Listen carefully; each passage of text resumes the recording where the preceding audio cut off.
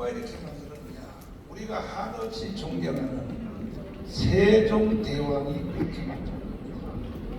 그러니까 조선 말기에 80%가 중산이었습니다. 그리고 이 시온 한글을 못 읽는 사람들이 90%예요. 국가라고 볼 수가 없는 거예요. 세계에서 인도 다음에 가장 못 사는 나라 대한민국이었습니다. 이런 어두운 땅에 하나님께서 불쌍히 여겨서 미국, 캐나다, 뉴질랜드, 호주에서 선교사를 보내준 것이 복의 근원이 되었습니다. 그들이 와서 학교 짓고 병원 짓고 교회 지어서 잠자는 민족을 깨웠습니다. 사실은 대한민국은 선교사들이 세운 나라라고 봐야 하는 것입니다. 그 중에 가장 잘한 일은 무슨 일인가? 1904년도에 이승만 대통령을 선교사들이 미국으로 데려와서 조지 워싱턴 대학 하버드에서 석사를 하고 그리고 프리스턴 대학에서 박사를 하면서 이승만 대통령이 조선에 갇혀 있다가 미국에 가서 아이비리그 3대 과정을 공부하는 중에 높은 산에 올라가서 앉아보니까 세계가 보이는 거예요. 세계가. 인간은 어떤 세상에 사는 것이 가장 행복한가? 그리고 바로 유럽을 보게 됐습니다. 2000년 기독교회가 만든 3대 구호 자유평등박입니다. 사람은 자유로운 세상, 평등한 세상, 그리고 사랑이 넘치는 박애의 세상에 사는 것이 가장 행복한 것이다 하는 것을 이승만은 미국에서 3대 공부를 하는 중에 잉태를 해서 내가 다시 일본으로부터 나라를 찾는다면 대한민국을 이렇게 세우겠다 하고 첫째 자유민주주의입니다. 자유시장경제, 한미동맹, 그리고 기독교의 공헌 이 4대 기둥을 미국에서 잉태해 가지고 1945년 10월 16일 날 한국에 들어와서 3년 동안 남로단들과 더불어 싸우다가 준비하여 48년 8월 15일 드디어 미국에서 잉태한 아들을 낳은 것이 이게 바로 대한민국입니다. 그동안에 이 대한민국은 많은 어려운 과정을 겪었습니다. 특별히 근대사에서 일본에 36년 동안 우리가 지배를 당했죠. 그것도 다 이유가 있습니다. 조선 말기에 제일 핵심적인 사람이 누구냐? 고종입니다. 고종보다 더 나쁜 놈이 누구냐? 고종의 친육신의 아버지 바로 옆에 있잖아요. 이황 대원군이라고 하는. 이제 결국은 1910년도에 한일합병을 통해서 넘어갔어요. 일본으로 넘어갔는데 그때는 핸드폰도 없고 통신시설이 없으니까 국민들이 나라가 일본의 지배하에 들어갔다는 사실을 몰랐어요. 이것을 아는 것이 5년 뒤에 알았습니다. 그래서 일어난 것이 1919년 3.1 독립운동입니다. 한국 교회는 역사의 흐름에 있어서 선교사들 중심하여 민족의 개화, 독립운동, 건국, 6.25 그리고 민주화, 오늘날 세계 10위권이 되기까지 한국 교회가 없이는 불가능했습니다. 교회가 핵심적 역할을 했습니다. 그럼에도 불구하고 지금 세계 10위권, 어떤 학자들은 세계 6위권에까지 왔다고 하는 이 대한민국이 누구 때문에, 어떤 단체 때문에 이렇게 됐다는 것을 과거를 잊어버리고 교회 알기를 우습게 하는 것, 그리고 교회를 마치 범죄 집단으로 취급을 하고 있습니다. 이 문재인 정부 때 국회에서 교회 폐쇄법을 발의한 사람이 76명입니다. 교회는 폐쇄해야 된다. 이게 전부 더불어가 붙었습니다. 보세요. 대한민국 국회에서 오늘날 대한민국이 이렇게 되기까지는 교회 없이는 불가능했고, 여의도에 있는 국회의원들 이 개자식들이고 저놈들도 지금 국회의원 헤쳐먹는 것이 왜 그러냐. 이승만 대통령이 나라를 세웠고 박정희가 일으킨 기반에서 지금 지들이 국회의원 해먹고 있는 거예요. 그런데 그 바로 밑바닥에는 뭐가 있었냐? 교회가 있는 겁니다. 교회가. 그런데 교회 폐쇄법을 발의했어. 76명. 이거 한번 보세요. 이거. 이런 놈들을 다시 국회의원 시키면 돼요? 안 돼요? 안 돼요. 여기도 빨갱이가 좀 많은 것 같아요. 아니 이걸 보면서도 대답 안 해요. 이런 놈들을 국회의원 만들면 돼요? 안 돼요? 돼요. 교회 폐쇄법이 뭡니까? 지구상에서 교회 폐쇄법을 발의하는 그런 국회가 있나요? 대한민국이. 그러면 이런 것이 왜 겁도 없이 이런 짓을 하느냐? 이 배후에는 북한이 있습니다. 북한이 완전히 대한민국을 장악했습니다. 국회, 지금 현재 있는 대한민국 국회를 누가 대한민국 국회라고 하겠습니까? 북한이 시킨 대로 돈 만들잖아요. 공북성 금지법, 김여정 하명법. 지금 국회가 문재인 5년 동안에 만든 법안과 그것 때문에 생긴 지방 조례안과 세칙을 합하면 약 4만 개입니다. 4만 개. 이거요, 이번에 4월 10일 총선에서 반드시 자유우파가 200석을 만들어서 싹 청소해야 됩니다. 네. 동의하십니까? 네.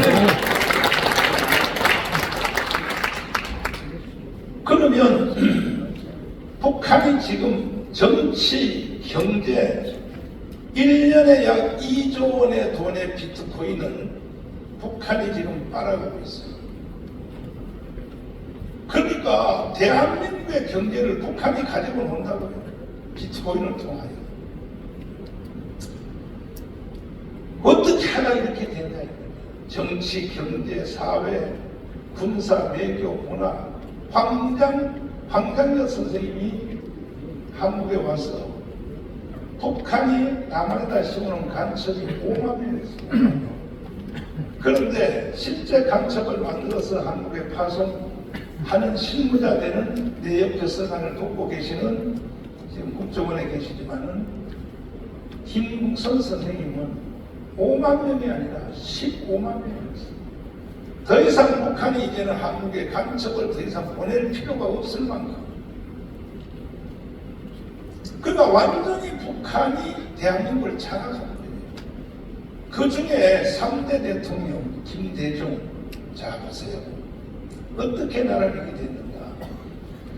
이 김대중은요, 나도 놀랐는데 북한의 전라도 임실에서 태어나서 북한에 올라가서 이 사람이 이제 1900 해방되기 전에 남로당에 가입을 했어요.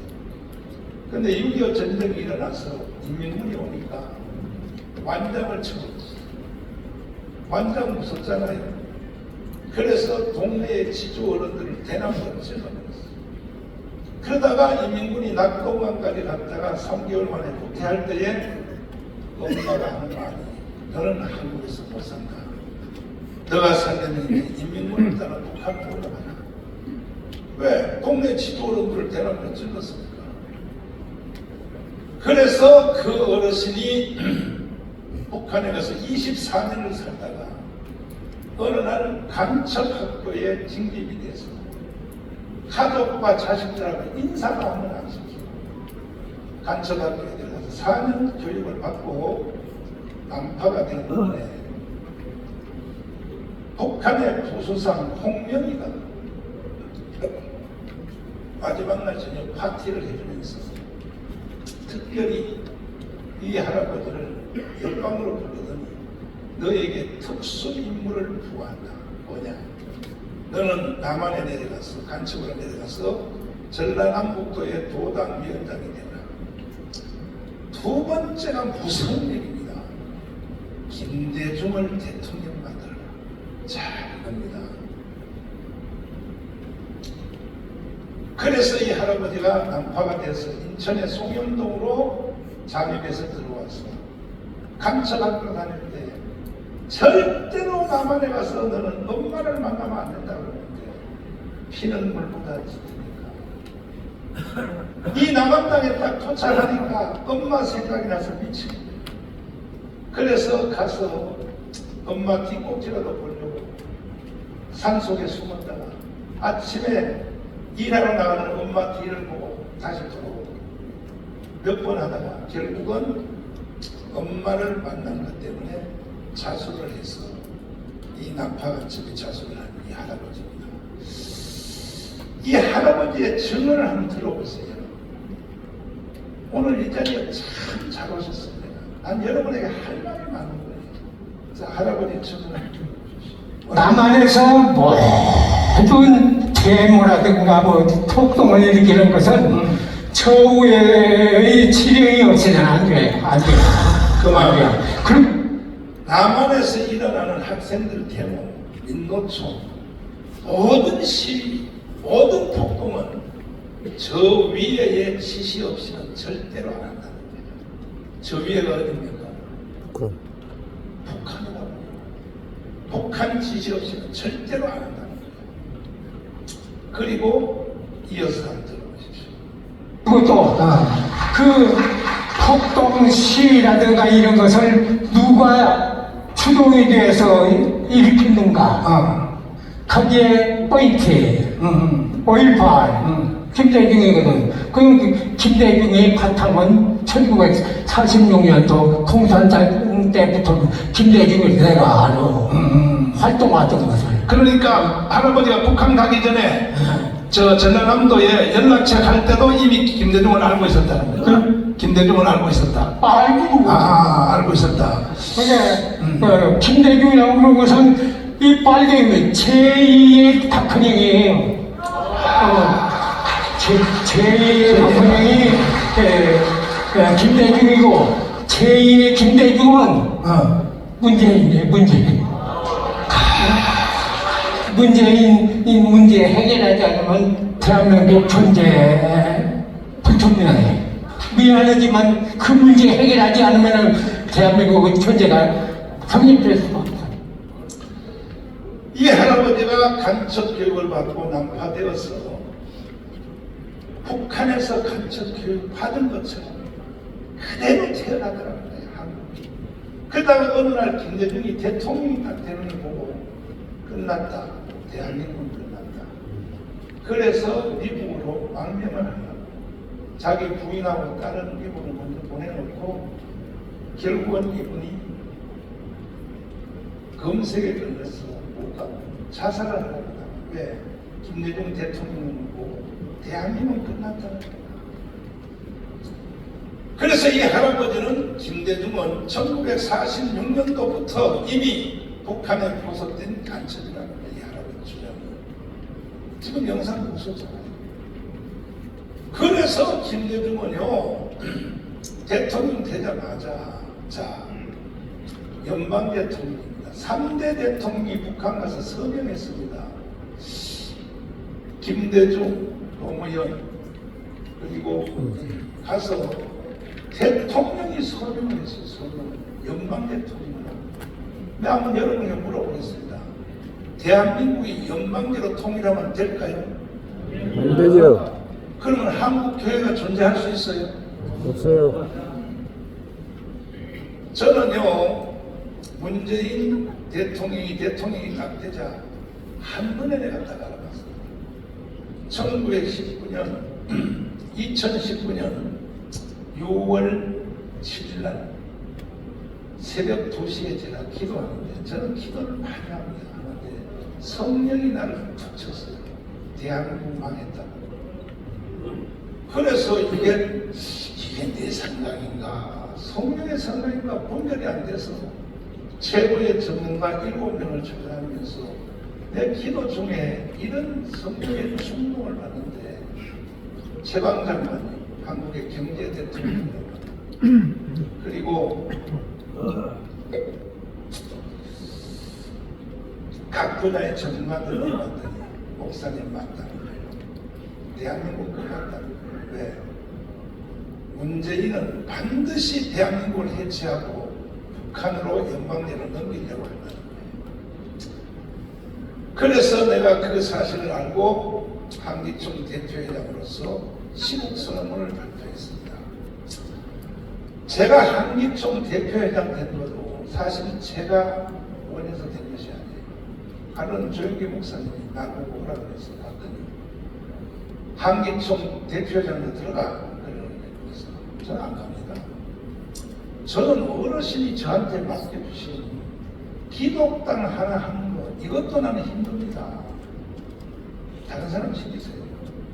들어야면 들어야지 말이 많냐고 막 소리를 지르고 그 뭐 어르신한테 대답할 수도 없고 예 알았습니다 하고 나왔는데 그 다음 주에 이영훈 목사가 전화가 왔어요. 좀 만나자고 갔더니 한기총 대표회장을 좀 해달라고 안 한다니까 참나 정말 내가 한국 교회를 위해서 내가 하는 부흥회 그 다음에 목회자 집회 그다음에 목회하는 이거 외에 한국 교회를 위해서 내가 할 수 있는 일은 딱 기독당 하나 요것만 내가 성공시켜서 하나님 앞에 드리면 이게 내가 하는 게 난 다른 걸 안 한다. 그랬더니 이영훈 목사가 뭐라고 하냐면 이렇게 나를 모셔요. 그러면 기독당을 위해서 내가 100만 개의 서명을 받아줄 테니 그러면 한기총 대표회장 해주려고 했어. 그래. 그걸 해주면 내가 하지.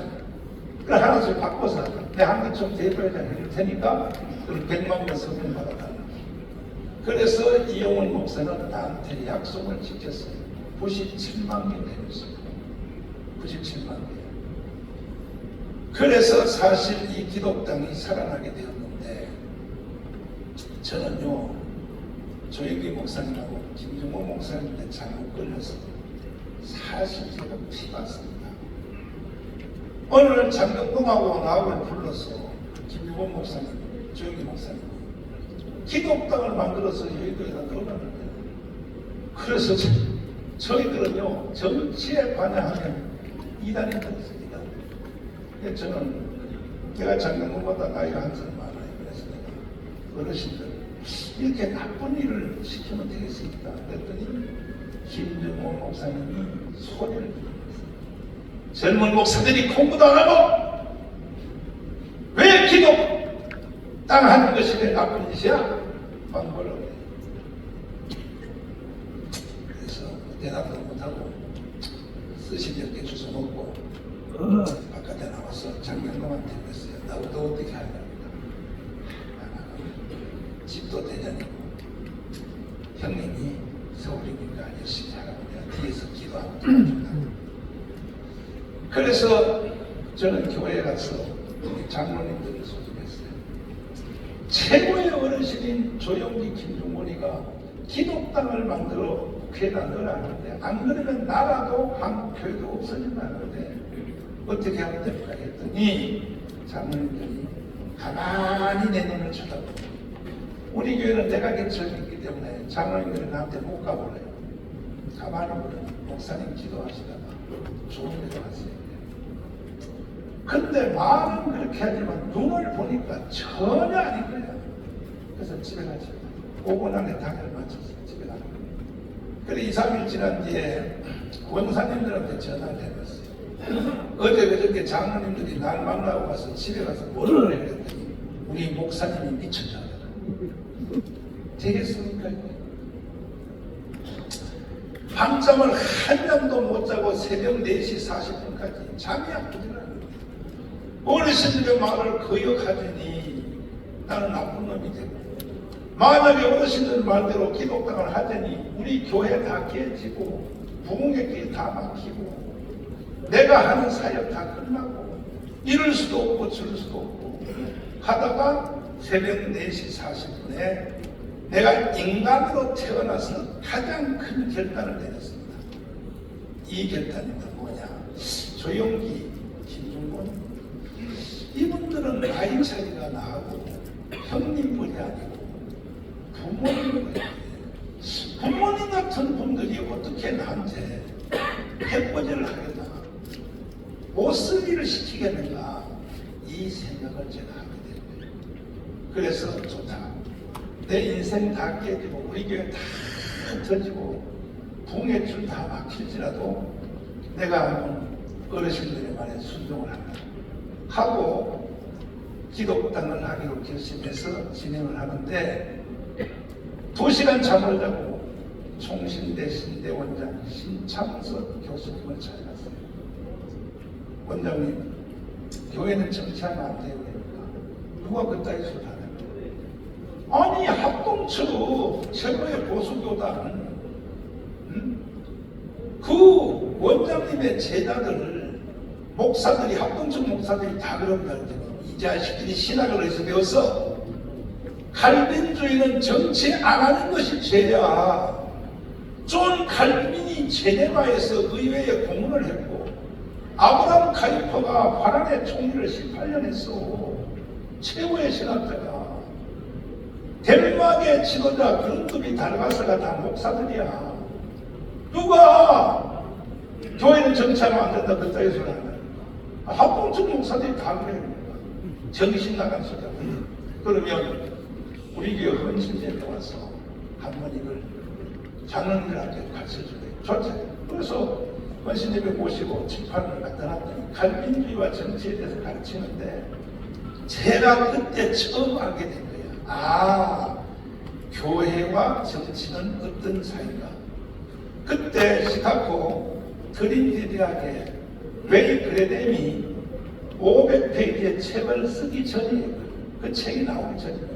교회와 정치에 대한 그 책이 나오기 전입니다. 그래서 와서 뭐 장로님들 보고 이래서 목사님, 정가훈 목사가 하는 일이 맞으니까 무조건 협조했어요. 하도 강의를 잘하기에 내가 사례비를 원래 100만 원 주려고 준비해놨다가 300만 원 줬어. 300만 원. 다른 시간에 내려와서 와, 나 오늘 충격을 받았습니다. 나는 교회가 정치하는 것이 죄인 줄 알았습니다. 오늘과 같은 똑같은 강의를 내일 종로가 여기 연합회가 그 밑에 기독교 방송에 여기에 가서 기자들을 100명 모아놓을 테니까 기독교 기자들 똑같은 강의를 해주시죠. 해준대. 그래서 모시고 여기 요 밑에 있는 거기서 기자들이 그날 73명 가까이 와서 강의를 하는데 기독교 기자들도 이걸 처음 듣는 거예요. 처음 듣는 거예요. 교회와 정치 이야기. 그래서 뭐 디스커션도 하고 질문도 하고 서로 뭐 토론도 하고 그래서 아하, 교회는 정치 안 하는 것이 죄구나 하는 것을 처음으로 알게 됐습니다. 그래서 4년 동안 준비해서 내가 기독당을 해보니까 한국 교회는 일본 놈들한테 속아가지고 원래 정교 분리의 원칙은 토마스 제퍼슨이 미국의 3대 대통령 1대 아브라함 링컨 2대 아담스 3대 토마스 제퍼슨이 만든 겁니다. 토마스 제퍼슨과 아담스와 이 조지 워싱턴은 신앙 좋기가 얼마나 좋냐. 목사들보다 훨씬 더 좋았어요. 근데 그들이 염려하기를 우리같이 신앙이 좋은 사람이 절대 권력을 가지고 있으면 이 권력으로 교회를 도와줄 수 있지만 만약에 케네디 같은 놈이 나오면 이미 벌써 그런 걸 연상을 한 거예요. 그때는 케네디 태어나지도 않았지만 이런 악한 자가 권력을 잡으면 교회를 탄압할 수 있기 때문에 이때 우리가 정교 분리의 원칙을 만들자 해서 토마스 제퍼슨이 만든 정교 분리의 원칙이 딱 3가지입니다. 첫째, 세상 정부는 교회를 탄압하는 법을 제정할 수 있다. 교회는 국가 안에 있는 새로운 국가입니다. 새로운 국가. 독립된 국가예요. 두 번째, 세상 정부는 교회에다가 세금을 부과할 수 없다. 자, 지금 현재 한국교회 목사님들이 세금 내려왔네요. 네요. 여기는 다 보니까 가난한 목사님들이 모였는가. 세금 안 내요. 냅니다. 되죠? 이거는요, 정교 권리 원칙이거든요. 교회는 세금 안 내게 돼 있는 거예요. 세 번째, 성직자 임명에 세상 정부는 관여할 수 없다. 이 세 가지가 정교 권리의 원칙인데, 한국에 들어올 때는 이게 언제 들어왔냐? 일본놈 시대 때 들어왔어요. 근데 한국이 독립운동을 하니까 교회에서 일본놈들이 한국 교회를 예배당안에다 가둬놓은 간섭 못하게 하냐고. 교회와 세상 정부는 서로 간섭하지 않는다라고 지금도 우리나라의 헌법에 그런 흔적이 있는 거예요. 이거 완전히 사기당한 거예요. 그러면 미국 보십시오. 아니, 독일부터 보십시오. 독일은요, 정당 이름이 다 기자가 들어가요. 기민당, 기사당. 근데 무슨 교회가 정치에 관여할 수 없다고? 미국 보세요. 미국의 공화당, 민주당, 그 다음에 상원, 하원 의원을 누가 만들어준지 압니까? 보스턴에서 교회가 만든 겁니다, 교회. 성가대석에 앉은 사람들이 상원에서, 평신도석에 앉은 사람이 하원이입니다. 지금도 미국은 상원, 하원 의원의 단임 목사를 가지고 있어요. 그리고 공화당, 민주당의 단임 목사를 가지고 있어요. 그런데 무슨 교회는 정치에 관여하면 안 된다? 이게요, 대한민국 목사들만요, 이 머릿속에 이러한 일본 놈들한테 세뇌가 돼가지고 있기 때문에. 그때에 이승만 대통령이 한국에 들어와서 건국을 할 때에 확 부셔버렸습니다. 왜? 이승만은 미국에서 공부를 했기 때문에 아는 거예요. 그래서 한경진 목사님을 찾아가서 국회의원 출마해달라고 했어요. 광주에 있는 정교 목사님을 찾아가서 국회의원 출마해달라고 했어요. 그랬더니 이 두 목사님은 우리 교회가 크니까 젊은 목사를 데려가라고. 그래서 종로구에 북한에서 내려온 이윤영 목사님, 이 목사님이 종로구에 처음 출마하여 국회의원이 당선이 됐습니다. 됐을 때 이제 50선거를 통하여 국회를 구성하고 처음 국회 모임이 됐을 때 이승만 의장이 나이가 제일 많아 연장자가 사회로 올라갔어요. 뭐라고 말합니까? 이와 같이 좋은 말. 36년 동안 외로움들에게 식민지 생활을 하던 이 대한민국 하나님이 해방시켜 주시고 이제 3년 동안 남로당을 물리치고 국가를 선포하게 된 것이 어떻게 사람의 힘으로만 되겠습니까? 이것은 하나님의 은혜입니다. 그러므로 우리 국회를 시작하기 전에 먼저 창조주 하나님께 감사기도부터 하고 시작합시다. 여기 혹시 목사님 계시나요? 이윤영 종로구에서 당선된 사람이 나오세요. 자, 감사기도하세요. 그래서 대한민국은 기도로서 시작된 나라가 대한민국입니다. 아멘. 박수 한번 쳐봐요. 아멘. 지금도 여의도의 국회의 속기록에 제1호가 이윤영 의원님의 기도문이 속기록에 제1호로 되어 있습니다. 난 이게 너무 감동이 돼서 내 당연함시 난 이것을 앞에 보면 우리에게 독립을 주신 하나님, 우주와 만물을 창조하시고 인간의 역사를 써서 이렇게 되어 있습니다. 이렇게 하여 대한민국이 세워졌으니까 이승만 대통령이 완전히요 일본 놈들이 갖춰놓은 걸 부셔버리고 이승만은 국회의원을 공천할 때 기준이 있었어요. 첫째, 목사들이 나오라는 거예요. 목사들이 출마하는 거예요. 두 번째, 목사가 안 나와? 장로님이 나오라는 거예요. 장로가 없어? 집사가 나오라는 거예요. 집사가 없어? 기독교인이 나오라는 거예요. 기독교인도 없다. 그러면 기독교를 좋아하는 사람을 국회의원으로 추천해요. 이게 이승만의 공천 기준이에요. 공천 기준. 여기 있는 목사님들 전부 다 국회에 출마하세요.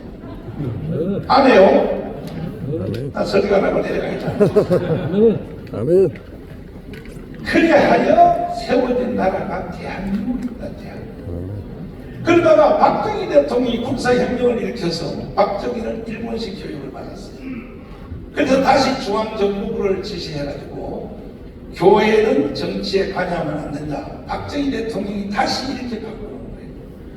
그래서 6.25 이후에 태어난 저 같은 사람들은요, 교회가 정치에 손댄다면 나쁜 짓인 줄을 우리는 알고 있는데 사실은 그렇지 않아요. 국제 정치를 보세요. 독일 보세요.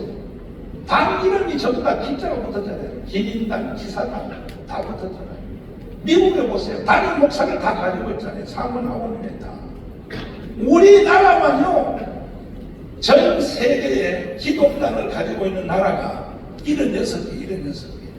그 중에 집권한 나라도 3나라가 있어요. 이탈리아, 그 다음에 덴마크, 그 다음에 또 독일. 기독당이 집권당이 된 나라가 있어요. 그 다음에 국회의원을 배출한 나라가 17개 나라예요. 대한민국만 없는 거야. 대한민국만. 그래서 지금 대한민국이 북한이 가지고 장난을 치는 겁니다. 그래서 저는 조영기 목사님, 김동원 목사님 만나서 해본다. 좋다. 내가 하늘나라 가서 주님이 너 뭐하다 왔냐 물으면 나는 조영기, 김동원 말 순종하다 왔습니다. 나 요거 하나만 가지고 천국 간다. 하고 4년을 준비해서 했더니 26만 표밖에 안 나와. 기독당 선거를 5번 했었는데 처음에 선거할 때 기독당 찍은 사람 없었던 거예요. 한 명도 없죠. 왜? 다 일본 놈들한테 사기당해가지고. 그 다음에 또 4년을 준비해서 했더니 32만 표가 나왔어요. 그때 찍은 사람 선거예요. 2사람 나왔어요. 2사람. 2사람을 있다가 내가 나들은 전 형상 드릴게요. 그리고 또 4년 내 사표대로 가서 조영기 목사님한테 안 되잖아요. 안 되는 걸 왜 자꾸 시켜요. 그랬더니 뭔 일을 한 번 해보고 안 된다고 그만둬. 내가 국민일보 하는가 봤어. 국민일보 봐. 안 되고 내가 계속 하잖아. 또 막 뭐라 그래. 그 어른들은 돈도 안 주면서 시켜먹는 거예요. 그래서 에이 어차피 버리고 다시 해보자. 그래서 또 4년을 준비해서 했더니 42만 표가 남았어요. 자, 이제는 박수 칠 준비를 해야 돼요. 그때도 또 내가 그만둘까 하다가 왜? 조영기 목사님한테 시험을 당했어요. 조영기 목사님이 나한테 기독당하라고 맨날 불러서 장소를 해놓고 세상의 김포 저기 저 영종도 공항을 가다가 선거 칠 때 호주로 도망갔어요. 도망가면서 기자들이 물었어요. 정광훈 목사한테 장경동한테 기독당하라고 시켰습니까? 그랬더니 나는 시킨 적이 없어. 내가 그 영상을 직접 봤다고 조영기 목사님. 얼마나 내가 시험을 당했는지요. 아이고 정말 내가 수고하구나. 그래가지고 이제 선거 끝난 뒤에 조영기 목사님 와서 내가 갔어요. 어르신 나한테 시킨 거 맞잖아요. 근데 내가 텔레비 보니까 정광훈한테 시킨 적 없다고 저기 공항에서 그렇게 기자들한테 말했는데 예. 국정원이 나를 죽이려고 해서 내가 호주로 도망간 거야. 이해하라고. 그러니까 어른들의 말을 들어보면 다 이유가 있는 거예요. 좋다. 내가 다시 한번 더 한다. 했더니 이제 박수 칠 준비해봐요. 이제 드디어 얼마를 때리냐. 77만이 됐어. 77만. 자, 거짓말 하지 마요. 77만이 나왔어요. 기독당이. 77만이 나왔을 때 찍은 사람 순서로. 여기도 많지 않잖아요. 77만을 찍었는데도. 그러니까 여러분들은 편집도만도 못한 거예요. 77만이 찍어졌다. 그런데 먼저 4.15 총선에서 51만으로 줄어들었어요. 왜 그러냐? 사실 77만 나왔을 때 우리는 국회에 2석이 들어갈 수 있었어요. 있었는데 어떤 개자식이 똑같은 기독당이라는 이름을 또 한 번째 나와서 12만 표를 훑어가버렸어요. 그래 그것 빼고도 아슬아슬하게 12,000표 차이로 결국은 국회의 문고리를 잡았다가 또 넘어진 거예요. 제가 선거 5번 하면서 속 파가지고 썼어요. 그래서 51만 표로 떨어졌는데 이건 왜 떨어졌냐? 북한이 해킹한 거예요.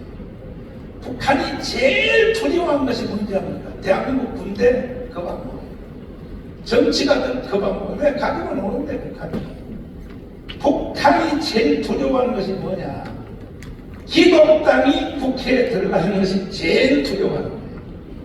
그러니까 북한이 해킹해서 장난친 증거가 뭐냐면 원래 기독당 선거를 해보면 물론 이 지역 후보는 다 국민의힘 정당을 찍어요. 비례대표만 우리는 다 기독교인들은 이 기독자유통일당을 찍는 거예요.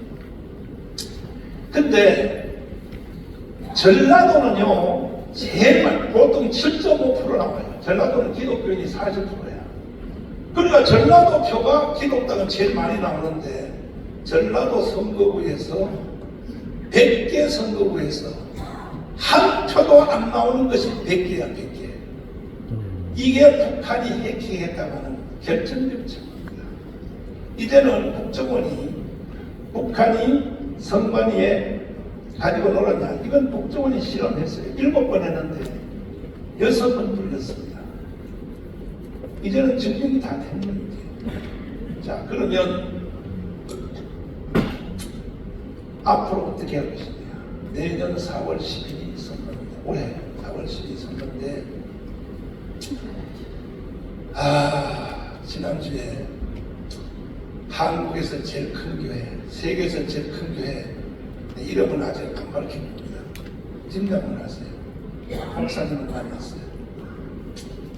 그동안 날 보고 고생했다는데 반드시 이번에 기독당이 여의도에 안 들어가면 한국 교회도 대한민국도 북한의 영광으로 넘어가게 돼 있다. 이걸 나보다 설명을 먼저 하는 거예요. 그래서 내가 다시 결단했다. 총회와 그 다음에 교회 교인들 다 합해서 거기는 교회가 크니까 내가 기독자유통일당에 100만 명을 진성당원을 서명해 주겠다. 다시 좀 참여해보겠습니다. 내가 오늘 설교를 해보자. 최 교수 저 나쁜 놈 때문에요. 절대 여기 내가 안 오려고 그랬어요, 솔직히. 최 교수 저 아주 나쁜 놈이에요. 이따가 나한테 죽어요. 사무총장. 안 오려고 그랬는데 왜 왔느냐. 자, 이제 기회가 딱 한 번밖에 없어요. 여러분, 대한민국이 오래 갈 것 같습니다. 아니, 3대 대통령이 북한 가서 영방제를 서명하고 갔는데 이거는 지금 평양의 국회의원 최고인민회의가 지금 모아서 타고 있어요. 어느 날 국회에서 결의안 내서 북한 국회의원 초청장작 법안을 내서 결의해버리면 지금 국회는 170명 무소속하고 정의당까지 하면 180명을 잡고 있어요. 결의안 딱 내버리면요 평양의 국회의원들이 오는 걸 누가 막아요? 3대 대통령이 사인을 했는데 연방제로. 누구세요? 그러면 연방제로 넘어가는 거예요. 이러한 위험한 상황에 처해 있는데도 한국 교회는 마치 아무 일이 없는 것처럼 편안하게 지금도 보세요. 신년화에 이렇게 조용하게 이렇게 하고 있잖아요. 저는요 생각을 깊이 하는 사람이에요. 가을 총회 모든 교단이 우리나라 교단이 370개 370개의 교단이 가을에 총회 끝나고 성탄절 되기 전까지 도회 모임, 시차회 모임, 선교단체 모임, 기독교 지도자 모임이 3,000회 이상이에요. 3,000회 이상. 아마 그 중에 3분의 1은 아마 이 한교연도 그렇게 할 거예요. 희망이 있나요? 아니 개신교 지도자 회의를 3,000회 이상 한다고 희망이 있냐고요. 사람이 자기들이 하는 일이 뭔 일을 하는지를 모르고 한다는 것이 가장 어리석은 것입니다. 희망이 있냐고요. 자, 저는 제 자랑을 한번 하고 이제 마지막으로 마무리하겠습니다. 나는 문재인이가 대통령이 딱 되자 한눈에 내렸다가 나왔습니다. 저 새끼는 대한민국을 해체하고 북한에다가 다 바치려고 합니다. 그래서 제가 한기총 대표회장 조영기 목사님 때문에 할 수 없이 됐지만 내가 시국 선언문을 발표했습니다. 발표했는데 이 시국 선언문을 듣고 감흥 환경으로 사람들이 뛰어나오기 시작하는데 그래서 감흥 운동이 시작이 됐어요. 시작이 되니까 소방서기가 저를 보고 한번 만나잖아요. 신당스에서 만났어요. 형님, 문재인하고 같이 가자고. 문재인도 만나보면 좋은 사람이야. 그래서 내가 언제 같이 안 간다고 했어? 평창 동계올림픽에서 간첩의 왕인 신영복을 내가 가장 존경한다. 한번 들어보세요. 자, 제가 존경하는 한국의 사상가 신영복 선생은 제가 존경하는 한국의 사상가 신영복 선생은 자, 간첩의 왕을 존경하는 사상가라고 한다면 문재인 이름도 간첩 아닙니까? 맞아. 간첩 아니냐고요. 이때 펜스 현역 미국 부통령이요 이 연설 듣다가 중간에 나가버렸어요. 일본의 아베도 듣다가 나가니까 국제 정상들의 절반이 이 연설 듣다가 나갔어요. 그 바로 뒤에는 김여정 고 계집애하고 북한의 수반인 김영남이가 싹싹 붙고 앉았어요. 이 문재인 이 개자식이 북한의 김여정 앞에 기쁨도 노릇을 하는 거예요. 이 개자식. 그러니까 펜스 부통령이 나갔다니까요. 이런 연설을 하는데도 국민들이 가만히 있는 거예요. 언론도 가만히 있는 거예요. 이 영상을 잡아낸 것도 제가 제일 먼저 잡아냈습니다. 잡아내서 내가 조갑재 선생님한테 연락했어요. 진짜 그러냐고요. 들어보세요. 내 영상 보내줄 테니까. 그래서 조갑재 TV가 방송하기 시작했어요. 대통령이 이것은 할 말이 아니라는 거예요. 그뿐 아니라 이 문재인이 왜 내가 간첩이라고 말을 했느냐. 내 강원 광장에서 하면서 제주도 4.3 사건에 가서 한 번 한 번도 아니에요. 해마다 가서 이런 미친 짓을 들어보세요. 그러나 누구보다 먼저 꿈을 꾸었다는 이유로 제주는 처참한 죽음과 마주했고 지난날 제주가 꾸었던 꿈이 지금 우리의 꿈입니다. 자, 제주도 김달상 이덕구가 일으켰던 무장 폭동 사건이 우리의 꿈이 맞습니까? 목사님의 꿈이 맞아요? 아닙니다. 문재인이야 이 개자식아. 너의 꿈은 될지 몰라도 왜 이걸 국민에게 강요해 이 자식아. 그래서 내가 이 두 개를 사과하라고 했어요. 소방서한테. 그랬더니 좋대. 노영민 비서실장한테 연락해서 1시간 안에 알려주겠대요. 연락 왔어요. 사과 못한다는 거야. 못해? 이 개새끼를 내가 이 자식을. 그래서 내가 사실 그때 삶을 전분하고 포기하려고 청와대에다가 비닐 텐트를 쳤어요. 그리고 단식에 들어갔어요. 난 사실 그때 안 생각했어요. 근데 더러운 이런 세상을 보고 내가 한기총 대표회장으로서 이런 세상을 보고 내가 살아야 되겠다 이거야. 지금 한기훈 대표회장님 살 생각하지 마요. 살 생각하지 말라고. 만약에 살라 그러면 내가 죽여버릴 거야. 최 교수 살 생각하지 마. 아니 이런 말을 듣고도 그래서 비닐 텐트를 쳤는데 쳐서 투정에 딱 들어갔더니 세상에 청와대 비서관 하나가 나를 좀 만나잖아요. 그래서 코리아한테서 만났더니 목사님, 현역 대통령을 개새끼라고 뭔 말입니까? 현역 대통령이 그랬어. 나는 그보다 더 센 욕을 하고 싶었는데 내가 참은 것이 그 정도야 그랬더니 더 센 욕도 있어요 그래.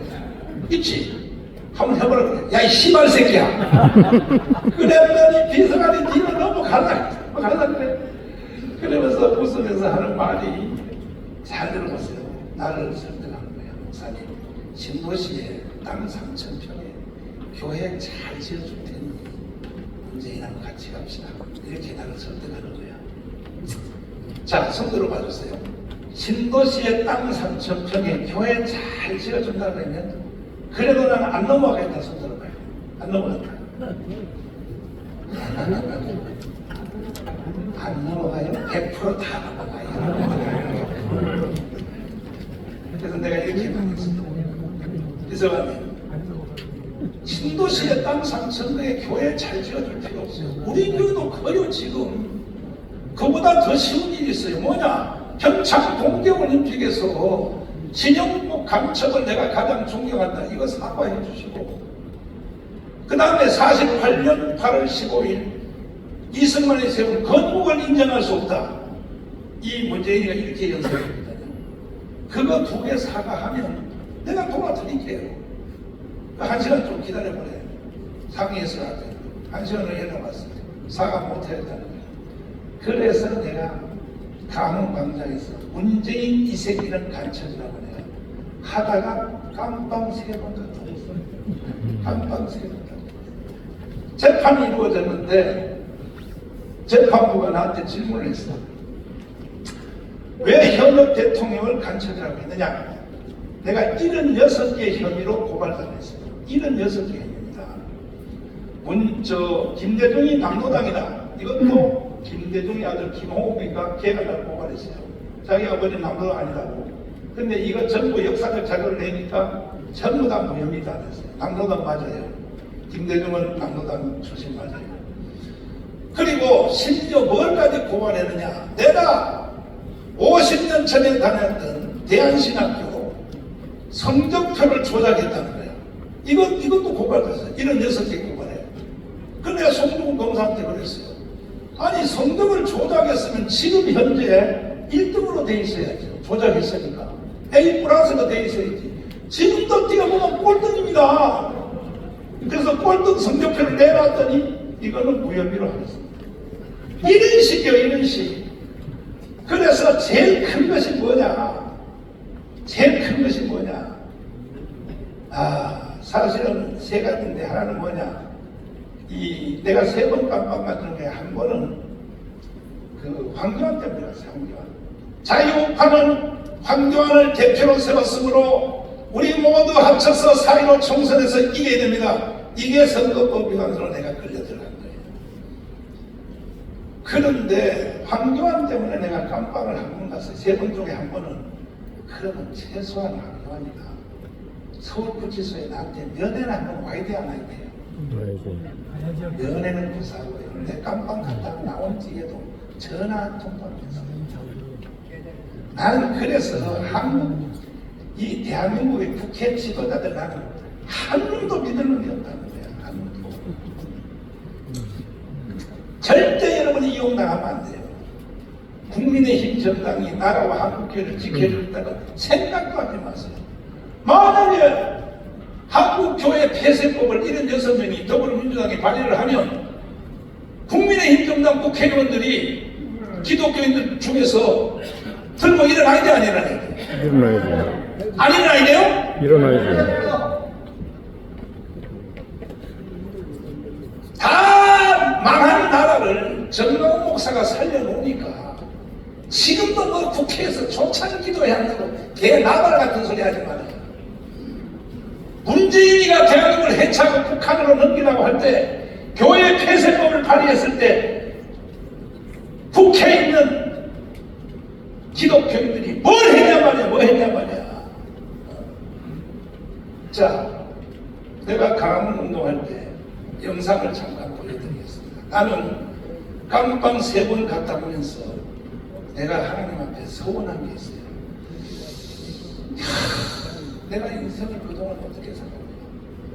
내가 뭐하고 살았냐? 저도 열심히 살았어요. 여기 계신 여러분하고 나는 비교할 수 없을 만큼 열심히 살았어요. 목회 열심히 했고, 봉회 열심히 했고, 청교도 영성훈련 열심히 했고, 애국운동 열심히 했어요. 그런데도 깜방에 가서 가만히 기도하면서 나는 눈만 하면 내 인생 헛살은 것 같아. 제 1번이 뭐냐면, 너가 한국의 목사가 돼서 왜 김정은 저 새끼를 죽여야지. 그리고 북한의 2,500만의 영혼을 건져내야지. 그것도 못하면서 너가 무슨 목사냐. 이런 죄책감이 왔어요. 그래서 내가 결단했어요. 다시 내가 나가면 김정은 저놈을 내가 3년 안에 죽여버리고 북한의 2,500만 영혼을 건져낸다. 이게 첫 번째 결단이에요. 두 번째 결단은 뭐냐.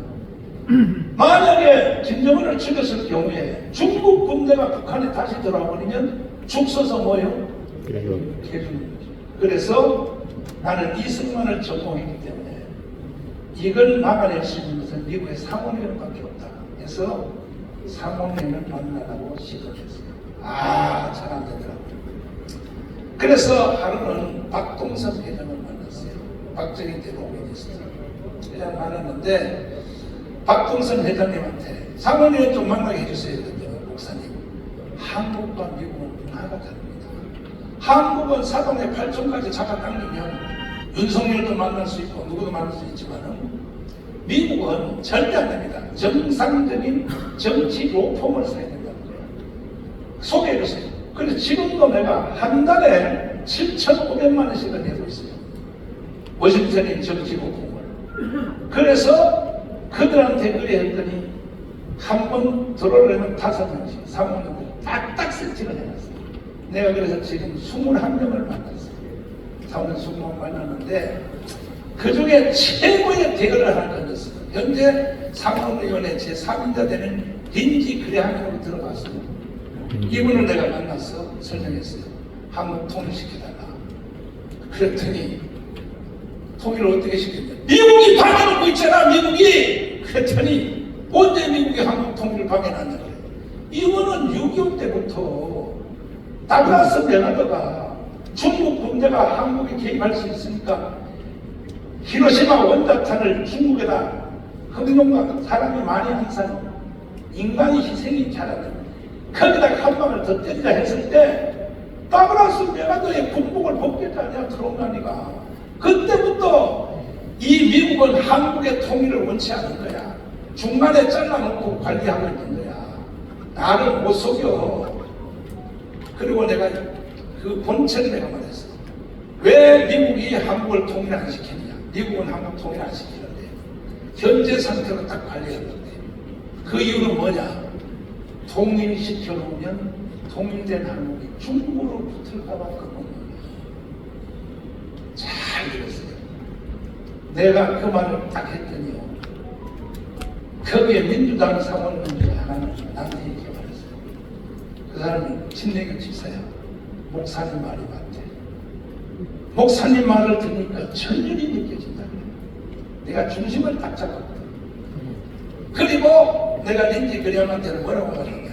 괜히 뭐 한국을 통일시킨다. 뭐 북한의 미사일 문제 해결한다. 뭐 핵무기 문제 해결한다 해서 비왕기 폭격기 과감에 있는 거 한 바퀴씩 돌고 가고 다 쇼하는 거야. 그거는 부산항에 뭐 로널드 레이건 7항대 한번 왔다가 다 쇼하는 거야. 나한테는 안 통해. 정말로 통일을 원하면 미국이 해줄 일이 하나 있어. 뭐냐? 중국에서 북한으로 흘러들어오는 송유관 기름 파이프라인 3달만 끊어줘.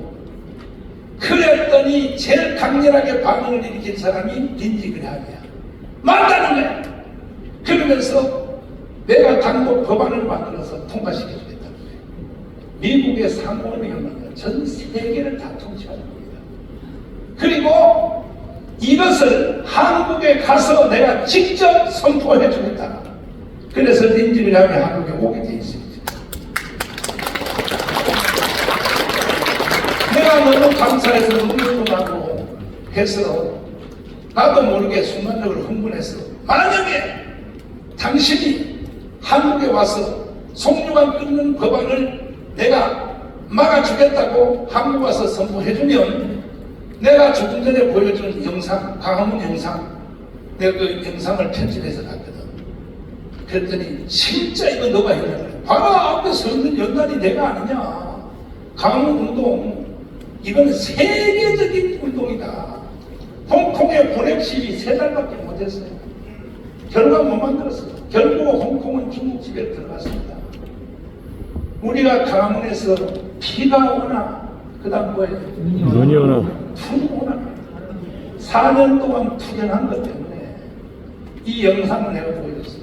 여러분 잠깐 다시 한번 보십시오. 존경하는 국민 여러분, 대한민국 헌법으로 자유통일해봅시다!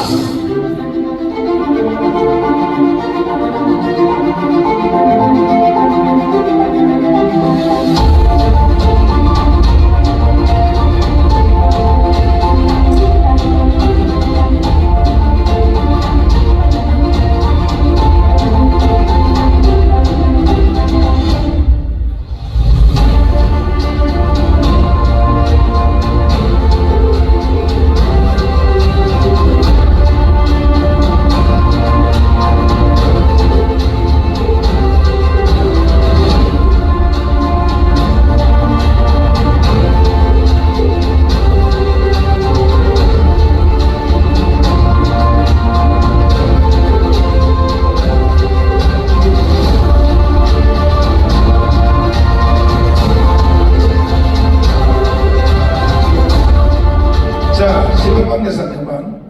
우리 아스팔트 투쟁 요거 한번 보세요.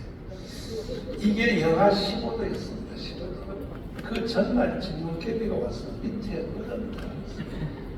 거기에서 소주 한 잔 깔고 목포를 덮고 투쟁을 하는 이 모습. 여기는 강주고 아까 보여드린 영상 강원 운동에 한 번이라도 한번 왔다 간 사람은 없습니다. 손 안 든 사람은 내가 간첩으로 부르시는 거야. 손 안 든 사람은 당신들은 대한민국을 이렇게 자격이 내가 물어보겠습니다. 공개적으로. 좀 미안하지만 제가 그때 강원운동 안 했으면 대한민국 윤석열이가 대통령 될 수 있어서 없었어요. 없어요. 있었다고요? 없어요. 정권 교체 될 수 있어서 없었어요. 없어. 24만 표 차이가 있어요. 결정적인 사건은 우리 강원 운동이 이 나라를 살려냈다고 해요. 완전히 산 게 아니에요. 5년 걸렸어요. 한국 교회한테 하라는 게 경험해요. 회개할래? 5년 두고 그래요. 회개하면 자유통일 시켜주고 회개 안 하면 북한의 영광대로 다시 한번 넣었다가 그리고 결국은 미군이 반격해서 다시 찾을 수 있어요. 자, 이러한 사회에 대한 최종적인 모든 결론은 어디서 나느냐? 돌아오는 4월 10일 총선에서 자유우파가 200석을 하면 우리는 자유통일할 수 있습니다. 한 석이라도 지면 바로 북한의 영광대로 가게 돼 있어요. 북한의 영광대로 가면 한국 교회가 존재할 수 있어요? 없어요. 있습니까? 없습니다. 마지막 결론입니다. 이제 세계적인 제일 큰 교회에서 100만 개를 서명해 주겠다. 교단까지 합쳐서. 내가 오늘 여기 왜 왔느냐? 회장님, 일어서세요. 한교회이 뭐하는 단체입니까? 나라가 다 망했는데 맨날 모여서 회의만 한다고 됩니까?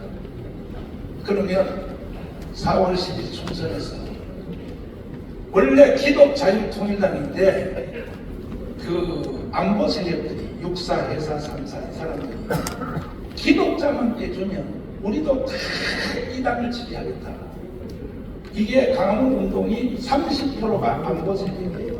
70%가 기독교인들이에요. 이래서 강원 운동이 이루어졌어요. 그러면 한교연에서 100만 개 서명해 줄래요? 안 해줄래요? 아니, 최선이 아니고, 아니, 그래요. 보다는 못하고 우리가 아니, 왜 못해? 여기 있는 단체가 얼마나 많은데. 아니, 그런 소리 하지 마요. 안 그러면 나 안 내려고 계속 설교할 거야. 해요? 제기서 어디 갔어? 제기서 야 일어서라고. 대망 해줄래 안 해줄래? 해? 그럼 내가 너 비대대표로 넣어줄게. 박수. 그래서 그 꼴 좋은 3대 연합기관 한기총, 한교총, 한교연 뭐합니까 도대체가? 뭐하냐고요 도대체가? 나라가 다 망했는데 뭐하냐 말이요. 나라가 다 망했는데.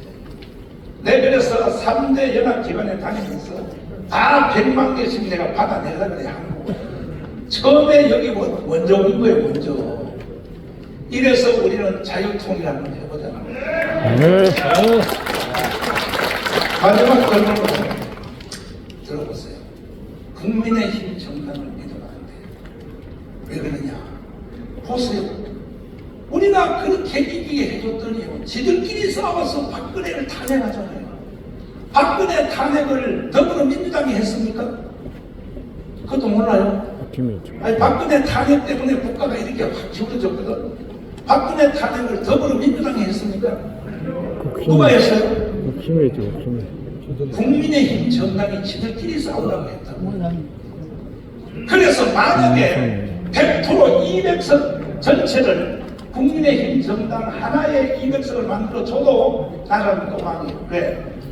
선거 끝나자마자 바로 싸움이 붙어요. 대구의 홍준표, 서울시장 오세훈, 안철수 세력이 바로 전쟁이 붙어서 또 윤석열 탄핵됩니다. 그래서 절대로 국민의힘 정당 하나 가지고 안 되고 가장 이상적인 것은 뭐냐? 국민의힘 정당은 149석만 하고 우리가 자유통일당이 51석을 했어요. 둘이 합쳐서 200석 되는 것이죠. 가장 이상적인.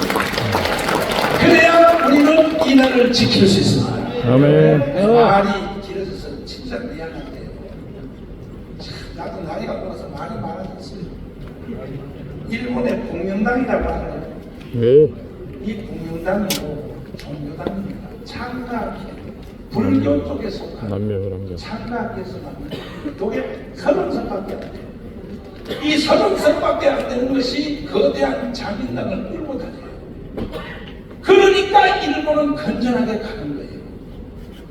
저쪽은 정의당이 있기 때문에 정의당이요 계속 끌고 좌측으로 가서 지금 휴전선까지 넘어갔어요. 우리 자유우파 정당은요 이승만 때는 무조건 자유당, 박정희 때는 무조건 공화당, 전두환 때는 무조건 민정당, 올빵 때렸어요. 한국교회가 무조건 자유우파라고. 그랬더니요 이 국민의힘 정당이 개비라를 떨어놓은 거예요. 그래서 믿을 수가 없어.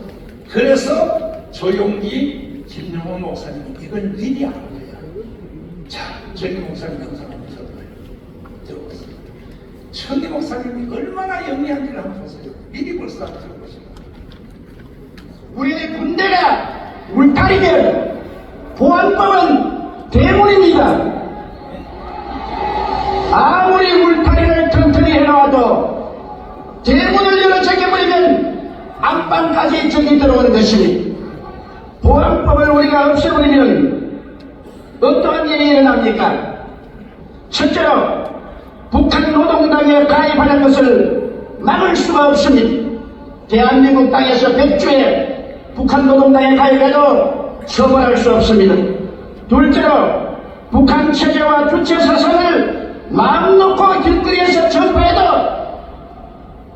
중지시킬 수가 없습니다. 셋째로 방송이나 신문에 김정일 정권을 찬양하는 방송이나 글을 적어도 막을 수가 없습니다. 넷째로 주체 사상이나 공산주의를 선전하고 가르쳐도 막을 길이 없습니다. 다섯째로 서울 길거리에 인공기를 기다리고 북한을 불러고 김일성 추모 대회를 열어도 막을 수가 없습니다. 이러므로 우리는 보안법을 폐지해서는 절대로 안 됩니다. 지금 보안법이 살았어요, 죽었어요? 죽었어. 완전히 죽었어요. 기능이 많이 됐습니다. 이 어르신은 20년 전에 이미 안 보여요. 전라도의 최고의 지도자 김용원 어른의 말씀을 들어보세요. 저는 6.25 때 가족이 죽었습니다. 내 눈앞에서 아버지도 죽고 공산당이 우리 집 모습 살던 사람이 아들이 의심을 해가지고 인민재판을 해서 밤에 끌고 가서 내 아내도 죽이고 아버지도 죽이고 그냥 찔러서 죽이고 때려서 죽였어요. 나도 죽었다가 살아났는데 이 사람들이 끌고 다니다가 못 죽여요. 그건 정말 하나님이 개입 안 하고 있을 수 없는 얘기예요. 우리 다 10사람이 공동 운명체가 되기 위해서 10사람이 하나씩 때려서 죽여야 돼. 돌로는 참여 안 하면 그 사람이 죽여요. 그러니까 아비 교환이고 지옥이었어요. 마을공산당 시켜서 강요해서. 지금 만일에 국법법을 없애버리면 저 이순신 장군 동상을 거기 김일성 동상을 칠 거고 그리고 외국가 대신에 김일성 창가를 부를 것입니다. 세상이 이렇게 변해가고 있으면 그때가 되면 기독교가 있느냐? 아, 중국도 있는데 왜 없어? 아닙니다. 이것은 영의싸움입니다. 북한 자체의 정권은 식물 정권이지만 남한의 자익이 몽땅 뭉쳐가지고 저 서울시청 앞에서처럼 그 자익이 다 뭉쳐가지고 이 정권을 없애버리고 다시 자익 정권이 서게 되면 그 다음에 북한하고 합작해서 남북 국회의원들이 모여서 연방정부를 세웠다 해버리면 끝입니다. 그런 교회는 내 생각에 없습니다. 한국은 세계에서 유일의 나라예요. 특별히 다른 나라는 공산당이 있어도 상관없어요. 그러나 우리나라는 있으면 안 돼요. 그것이 마지막이에요. 무서운 명예전쟁이에요. 최후의 전쟁이에요. 기독교에 대한 심판이에요. 기독교의 생사가 여기에 달려있어요. 자, 여기에 조용기보다 더 센 사람은 없습니다. 없어요.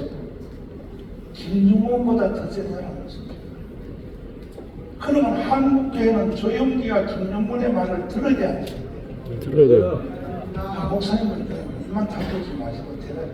들어야 안 돼요. 들어야 돼요. 그런데요, 한국교회는 목사 안수만 받아도 지가 다 와. 실수를 안 지켜요. 정강훈 목사가 여러 번만 못해서 내가 조용기하고 김정은한테 쩔쩔댔죠.